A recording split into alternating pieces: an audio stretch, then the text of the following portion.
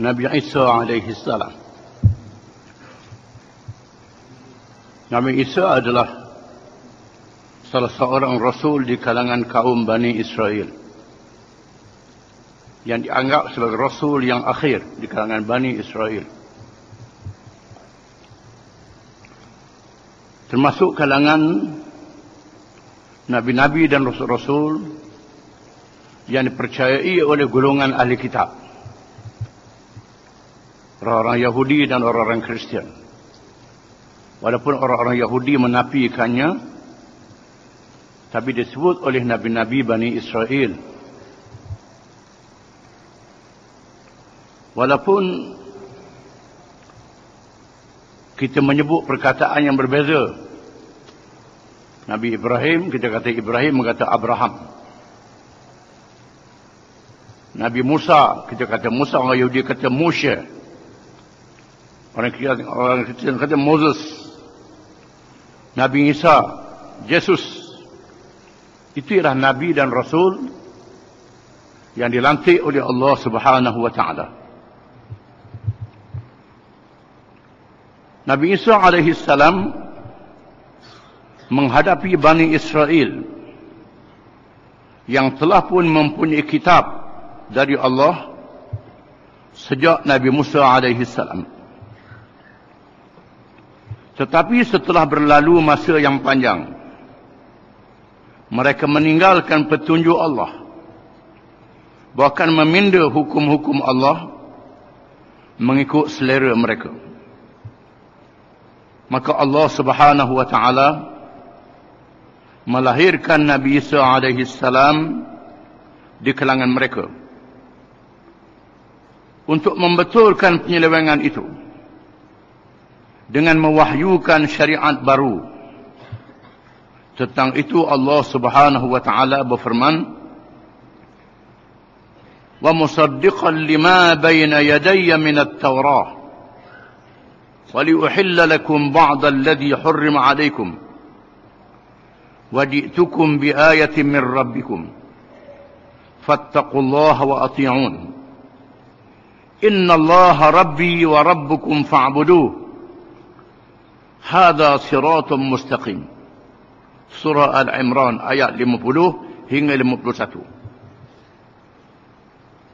Artinya, dan aku, yakni Isa alaihi salam, datang kepada kamu membenarkan Taurat, membetulkan kitab Taurat adalah benar. Yang datang sebelumku, yang datang dahulu daripadaku, dan untuk menghalalkan bagi kamu sebahagian yang telah diharamkan untuk kamu. Dan aku datang kepada kamu dengan membawa suatu ayat, yakni mukjizat dari Tuhan kamu. Kerana itu bertakwalah kepada Allah dan taatlah kepada aku. Sesungguhnya Allah Tuhanku dan Tuhan kamu. Maka sembahlah oleh kamu akan Ia. Inilah jalan yang lurus. Allah Subhanahu wa Ta'ala melahirkan Nabi Isa alaihi salam secara mukjizat melalui Maryam alaihi salam, seorang perempuan wali Allah yang sangat taat kepada Allah Ta'ala, yang dinazarkan oleh ibunya Imra'atu Imran. Sekiranya boleh melahirkan anak, anak yang dilahirkan akan diletakkan di masjid untuk beribadat dengan sepenuh masa. Dengan dia tidak menentukan sama ada anak lelaki atau anak perempuan. Tiba-tiba yang dilahirkan itu anak perempuan. Sangat mendukacitakan. Dia mengadu pada Allah Ta'ala, bukanlah perempuan itu seperti anak lelaki. Tapi dia sudah bernazar. Macam mana nak buat? Dia mesti menunaikan nazarnya. Lalu setelah sampai umur Maryam, diletakkan di masjid untuk beribadat pada Allah Ta'ala sepenuh masa.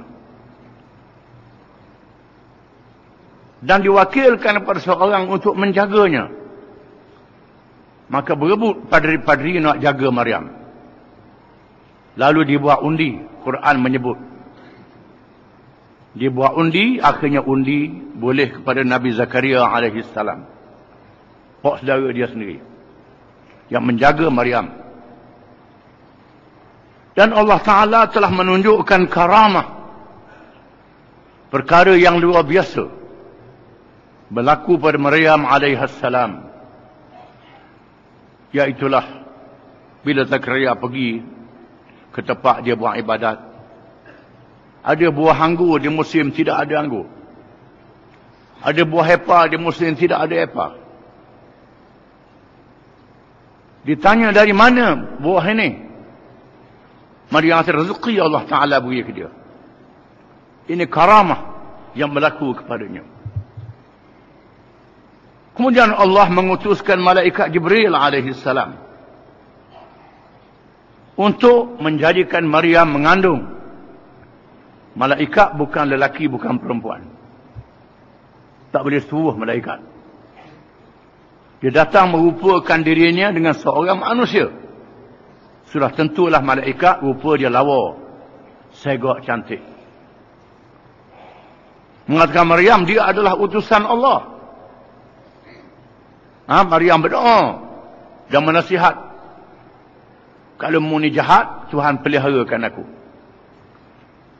Lalu dia kata, aku utusan Allah untuk beri pada seorang anak lelaki.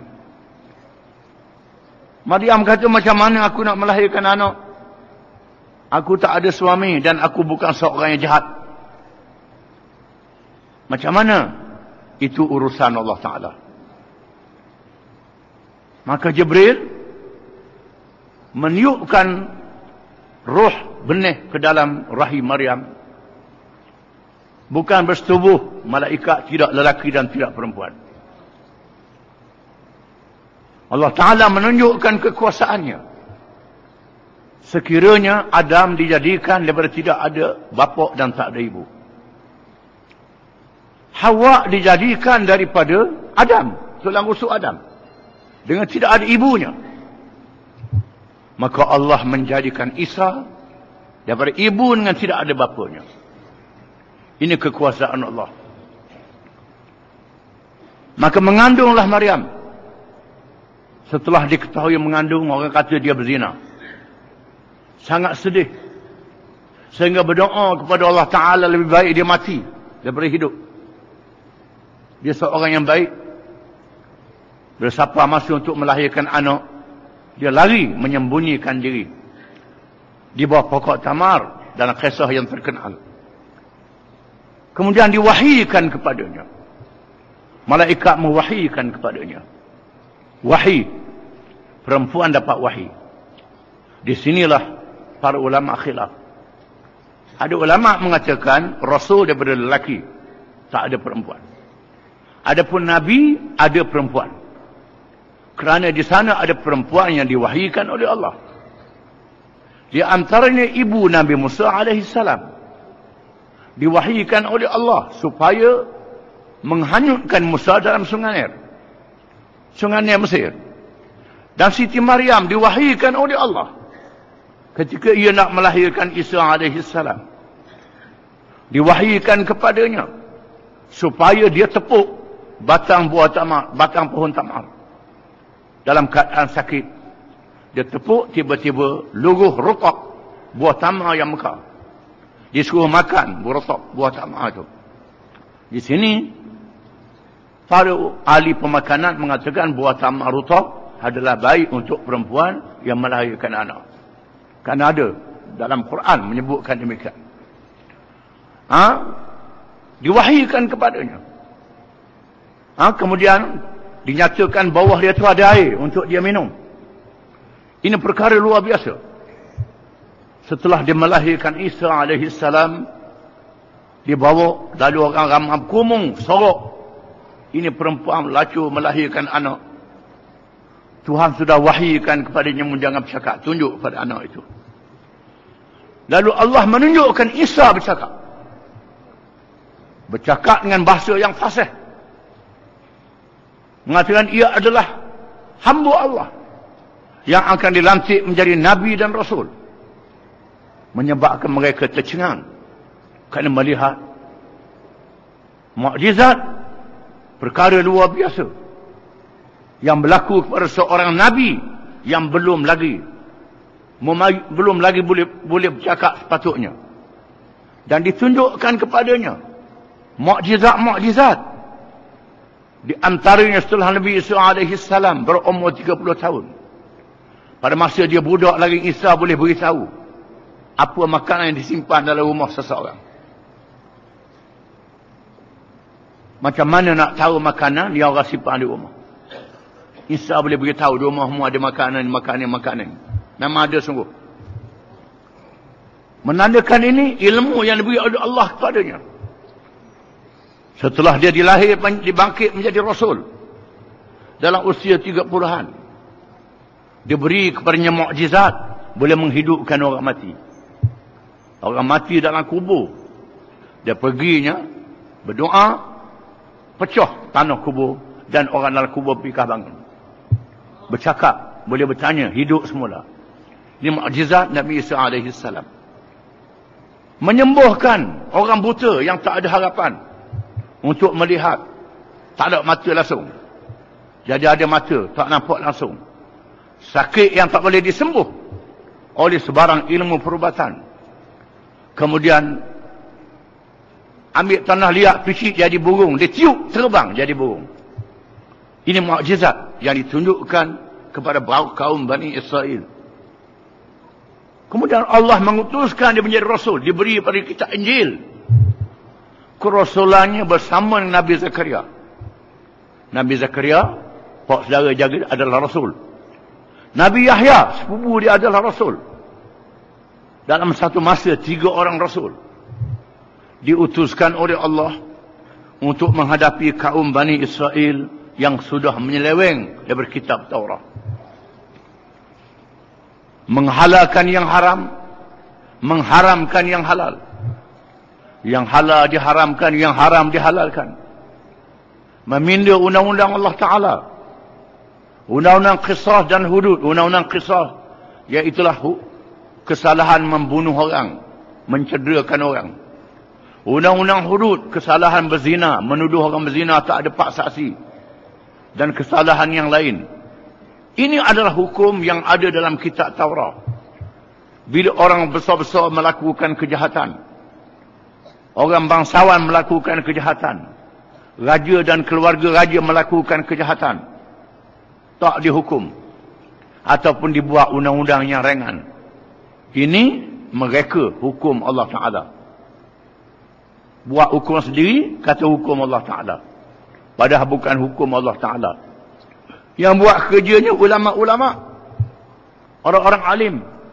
Fawailul lilladzina yaktubuna alkitaba biaydihim thumma yaquluna hadha min indillah.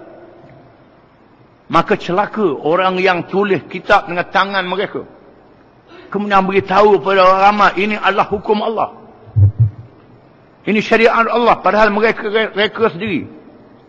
Tuhan kata celaka, ini laknat kaum Bani Israel. Maka Allah utuskan Nabi Isa AS yang diwahyikan kepadanya kitab Taurat, kitab Injil. Kemudian diperintah beramal dengan kitab Taurat dan menasahkan beberapa hukum yang ada di dalam Taurat. Di antaranya ialah hukum mengharamkan penggunaan lemak. Dan beberapa hukum lagi. Dibatalkan hukum itu. Hari Sabtu tak boleh kerja langsung. Dibenarkan mereka bekerja. Dengan tujuan untuk meringankan kepada mereka bebanan yang mereka kenakan ke atas diri mereka sendiri. Di antara hukum yang diturunkan ini ialah kerana Bani Israel mempertikaikan hukum Allah Ta'ala. Maka Tuhan beratkan hukum dia. Ataupun mereka minta dengan Tuhan. Tuhan beri hukum. Menyebabkan diharamkan beberapa perkara. Apabila Nabi Isa AS datang, maka Nabi Isa menasahkan hukum-hukum yang mengharamkan perkara yang sepatutnya dihalalkan. untuk meringankan Bani Israel, dan dengan tujuan untuk memberitahu tentang kelahiran Nabi akhir zaman Muhammad sallallahu alaihi wasallam. Wa idh qala Isa ibn Maryam ya bani Israel inni rasulullah ilaikum musaddiqan lima bayna yadayya min at-Taurah wa mubashiran bi rasulin ya'ti min ba'di ismuhu Ahmad. Wahai Bani Israel, dan ingatlah apabila Isa bin Maryam berkata kepada kaumnya, wahai kaumku, kaum Bani Israel, sesungguhnya aku adalah utusan Allah yang diutuskan kepada kamu untuk membetulkan, membenarkan apa yang ada dalam kitab Taurat yang dikenali oleh orang-orang Kristian dengan kitab perjanjian lama, kitab Taurat, dan untuk memberi berita gembira tentang kelahiran seorang Rasul selepas aku yang bernama Ahmad, iaitulah Muhammad sallallahu alaihi wasallam. Memberitahu kepada kaum Bani Israel tentang kelahiran Nabi Muhammad sallallahu alaihi wasallam. Dan Allah Taala mengutuskan Nabi Isa kepada kaum Bani Israel, Yahudi, bukan pada orang Inggeris, bukan pada orang Jerman, bukan pada orang Cina, India, Melayu. Diutuskan kepada orang Yahudi Bani Israel yang sudah ada kitab Taurat. Kitab Taurat sudah ada, dengan tujuan untuk membetulkan apa yang ada dalam Taurat dan menasahkan beberapa hukum, diganti dengan hukum yang lain. Dengan sebab itu, maka kaum lain bila ikut agama Kristian jadi tak betul lah. Kerana tidak ada rantaian dengan Nabi Musa alaihissalam. Ini satu masalah. Nabi Isa diutuskan membawa kitab Injil ataupun Bible, menerangkan perkara akhlak, perkara rohani, dan menerangkan tentang hukum-hukum yang ada dalam kitab Taurat yang perlu diamalkan. Malangnya orang Yahudi sudah menyeleweng. Sama ada mereka menuduh Nabi Isa adalah anak zina, tak mengaku diri Rasul, jadi kafir. Ataupun mereka ikut Nabi Isa, kemudian mereka selewengkan ajaran Nabi Isa. Mereka kata Isa adalah anak Tuhan, ataupun satu daripada tiga unsur daripada satu Tuhan. Tiga dalam satu, satu dalam tiga. Dia pun tak faham apa dia. Pokok dia tak faham, tak erti apa dia. Kitab-kitab Injil dipindah dan diubah setelah Isa diangkat ke langit. Kita akan baca kemudian. Dan Allah Ta'ala menyatakan tiga serangkai. Disebut dalam Taurah, disebut di dalam Injil, disebut dalam Quran. Wattini wazzaitun wa turi sinin wa hadzal baladil amin.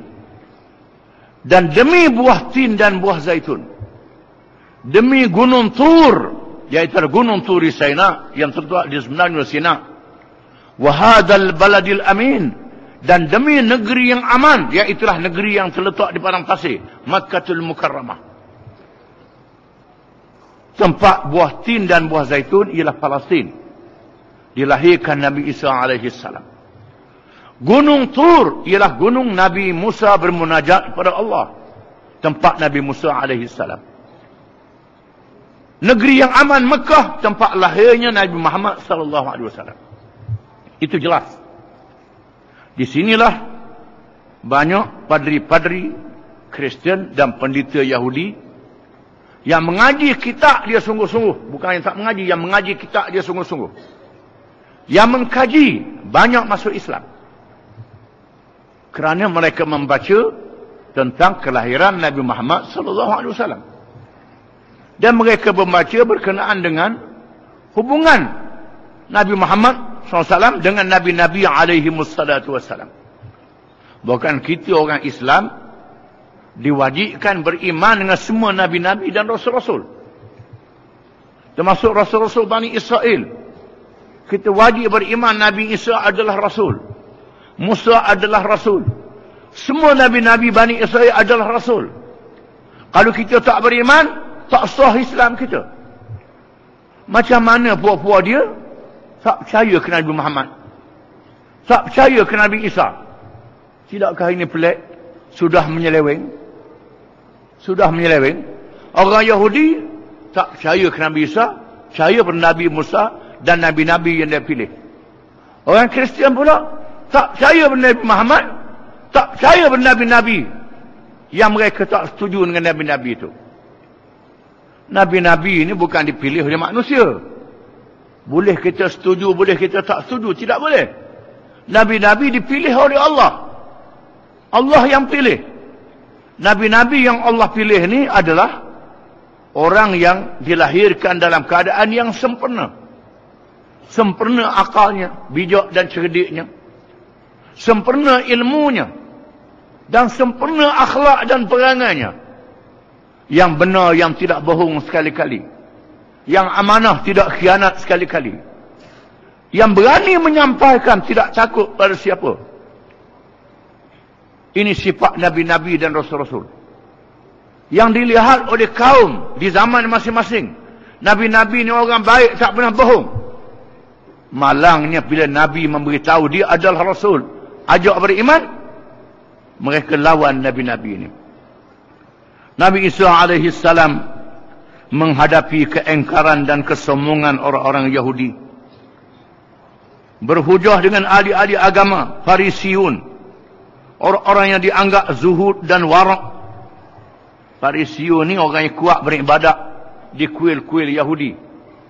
Kuat ibadatnya, meratiknya, pakai pakaian yang sederhana, pegang buah tasbih.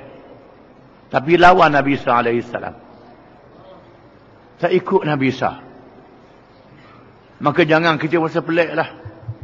Kalau zaman kita ni ada orang ratik kuat, berzikir kuat, lawan Islam.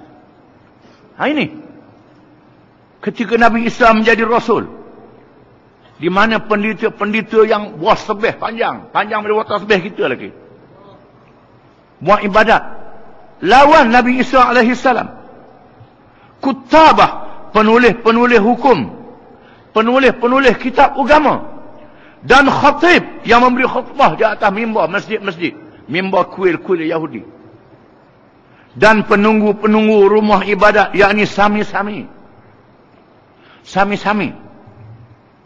Mereka lawan Nabi Isa alaihi salam. Dan kita orang Islam, Nabi Muhammad sallallahu alaihi wasallam berpesan kepada sahabat-sahabat dia, bila kamu berperang, jangan bunuh sami-sami. Biar sami-sami itu duduk di gereja dia, duduk di rumah ibadat dia. Jangan ganggu. Bahkan kalau rakyat biasa kena cukai, sami-sami tak kena cukai. Ini kerajaan Islam. Supaya sami-sami ini memikir. Dia baca kitab dia. Dia akan tahu Islam adalah agama asal. Muhammad adalah Rasulullah sallallahu alaihi wasallam. Mereka tak diganggu sehingga sampai mati. Ada yang masuk Islam dan ada yang sampai mati tak masuk Islam. Terutama mereka adalah orang-orang yang mengetahui tentang syariat yang dibawa oleh Nabi Isa alaihi salam. Mereka tahu syariat Nabi Isa. Hujah-hujah mereka. Dan segala tipu daya dan putar belik mereka didedahkan. Nabi Isa mendedahkan putar belik ulama-ulama yang jahat, sami-sami yang penipu ni. Seterusnya mereka diajak kembali ke jalan Allah yang sebenarnya. Sehinggalah orang-orang yang menyeleweng itu tidak boleh menipu dan merasa kedudukan mereka terancam dengan kebenaran yang jelas dibawa oleh Nabi Isa alaihi salam. Lalu mereka mengambil keputusan untuk bertindak. Para pendeta dan pembesar-pembesar Yahudi mengambil keputusan untuk membunuh Nabi Isa alaihi salam. Tetapi tipu daya mereka gagal. Sebabnya di antara sami-sami ini dia mengaku dia boleh ampun dosa orang. Kalau nak minta ampun dosa, buat dosa berzina ke, minum arak ke, beri piti ke dia. Dia boleh minta ampun dengan Tuhan. Menyebabkan dia antara sami-sami ini kaya raya dengan tipu orang. Dengan tipu orang. Ini di antara penyelewengan. Maka orang berani buat dosa. Tak apa buat dosa, lepas tu pergi ke gereja. Pergi ke kuil. Cuk Sami boleh ampun dosa. Senang dia buat begitu. Ini tak betul. Isa AS membetulkan akidah yang sebenar. Menyebabkan Sami-Sami merasa terancam dengan kedatangan Nabi Isa AS. Terutamanya raja yang memerintah, Herodos, yang telah membunuh Nabi Zakaria dengan gergaji. Dia belah jasad. Ketika Nabi Zakaria, setelah Nabi Yahya disembelih, Nabi Zakaria menyembunyikan diri dalam gonggong kayu. Dia gergajinya kayu, mati Nabi Zakaria. Lepas tu cari Nabi Isa. Akan kita baca kisahnya kemudian. Ini kerana Nabi Isa, Zakaria dan Yahya alaihimussalam menghalang mereka buat kerja yang haram. Ada Nabi-Nabi, ada orang alim ni buat susah je. Bunuh senang. Kita boleh buat apa saja. Ini ceritanya. Tapi Allah Ta'ala mendedahkan penyelewengan mereka. Wallahu a'lam.